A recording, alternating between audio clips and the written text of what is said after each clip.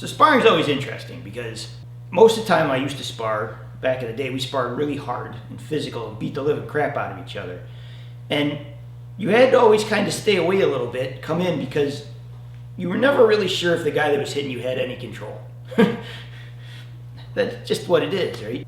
When I got into North American Goju, my instructor Kiyoshi Reyes, he would spar a lot of times medium, slow, medium, or fluid with us, so we could use different techniques. Because when you practice hard, you really just kind of punch and kick.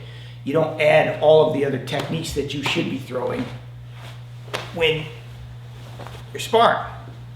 You can't throw this when you're working with people who are uncontrolled, because if you come in that close with someone who's just flailing away and we're really throwing elbows and things that are really dangerous, you're going to get clipped. But he had immaculate control. What he would do is he would just touch. Like, he could sink it in as deep as he wanted and pull it away. So he'd give me a little more if he wanted it, or he'd hit me a little less. But the reason he had control was because of the mechanics he had. So control is a function of if you can control your body. In a lot of karate styles, what happens is the punch starts from the beginning with big energy and then slows down. What I mean by that is people get excited and they get angry and they throw really hard, and they throw like this. Boom, right?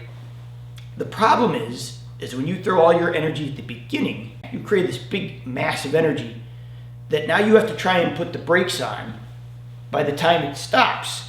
And if you know anything about throwing, the hard part on the body is actually not the throw, it's the stop. Because when your body's trying to hold itself together after the throw, that's where the injuries happen. So your body doesn't like to slow down as much. So when you throw a lot of energy at the beginning, your punches often go deeper than you mean them, because you have no ability to slow them down.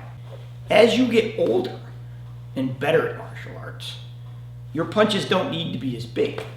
So what happens is your power is created just before the point of impact. So it's smooth up until here, and right there it creates power.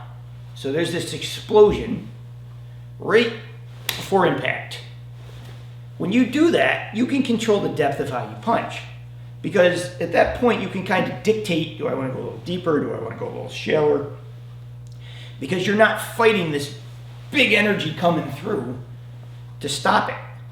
So if you want to do it more advanced sparring, to where you're using techniques that are more dangerous, kicking at knees, you're throwing at targets that are considerably more damaging, necks and groins and eyes, you have to have a certain amount of control. There's just no way around it.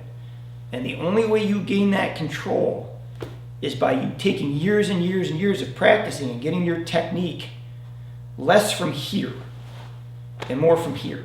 Now, it's a progression, don't get me wrong. As you first start, it's going to be really big, and then hopefully it gets medium, and then at the end it gets very short.